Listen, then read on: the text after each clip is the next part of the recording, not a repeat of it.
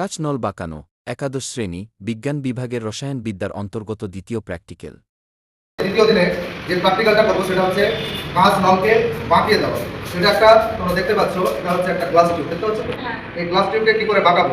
প্রথম যেটা কাজ হচ্ছে, এই যে বার্নার, এই বার্নারটা একেবারে উপরের দিকে, যেখানে সব থেকে বেশি তাপটা রয়েছে, অর্থাৎ গ্যাসীয় পদার্থটা পুরোপুরিভাবে চলে যায়, সেখানে কিন্তু আমি ধরবো। ধরে কিন্তু এরকমভাবে একটা রাউন্ডে ঘোরাতে হবে।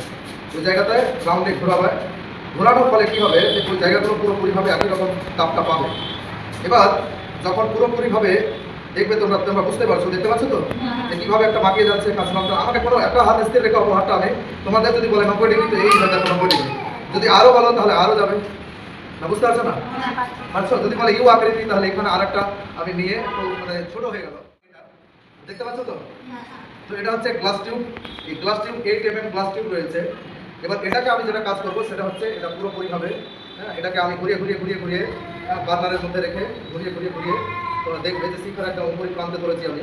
যখন এটা অত্যাধিক গরমে চলে আসবে, তখন এটা আমি দুই দিকে প্রেসারাইজড করবো। করে কী করবো, যে বল প্রয়োগ করে কিন্তু এটাকে পুরোপুরি বল প্রয়োগ করে টানবো দুই দিক থেকে। যখনই আমি টানবো দুই দিক থেকে, তখন এটা কী হয়ে যাবে, যে বলে ওই জায়গাটা এমনই একটা সরু জায়গায় পরিণত হবে।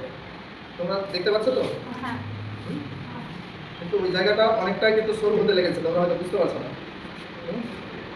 পারছো বুঝতে? যখন এটাকে আমি কি করবো, যে একটা নির্দিষ্ট দেখতে পেলে, হ্যাঁ, সরুমুখ তৈরি করা, বুঝতে পারছো না? হ্যাঁ, এবার যদি বলো যে অনেক সময় কি হয়, আমি অত্যাধিক জোরে একটু শক্তিশালী মানে দিলাম, বলে এটা শুরু হয়ে ছিঁড়ে গেল।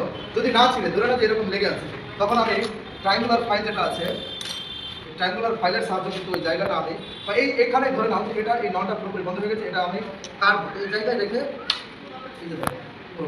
এখান থেকেও এটাকে পুরোপুরি যদি বলো যে একটা মানে অসম আকৃতির হয়ে আছে, প্রচুর ধারালো, তো আমি এর ট্রায়াঙ্গুলার ফাইলের সাহায্যে কিন্তু এটাকে পুরোপুরি ভোতা করে দিতে পারি। অথবা আর একটা যে সিস্টেম, সেটা হচ্ছে এখানে ধরে, এখানে ধরেই কিন্তু দেখবে যে অটোমেটিক এখানে যদি ঘোরাতে লাগে আমি, তাহলে ওটা গলে গিয়ে ওর মুখটাকে পুরোপুরি ভোতা হয়ে যাবে।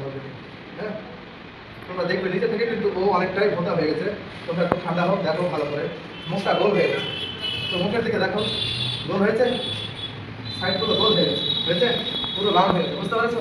এইভাবে কিন্তু আমরা দ্বিতীয় এবং তৃতীয় প্র্যাকটিক্যাল কি বললাম, আগের দিন করিয়েছিলাম আগের দিন যেটা করিয়েছিলাম, তারপর কাটা, কি করে কাটতে হয় ট্রায়াঙ্গুলার ফাইলের সাহায্যে। আজকে যেটা দেখালাম বেন্ড, এই হচ্ছে বেন্ড, মানে বাঁকানো বিভিন্ন আকৃতি। এটা 90 ডিগ্রি আছে, তুমি 45 করতে পারো, আরও চাপ দিতে গেলে আরও 45 ডিগ্রি হয়ে যাবে।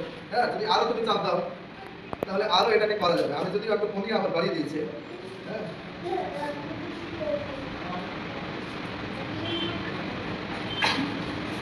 দেখতে পাবে যে যখন এটা পুরোপুরি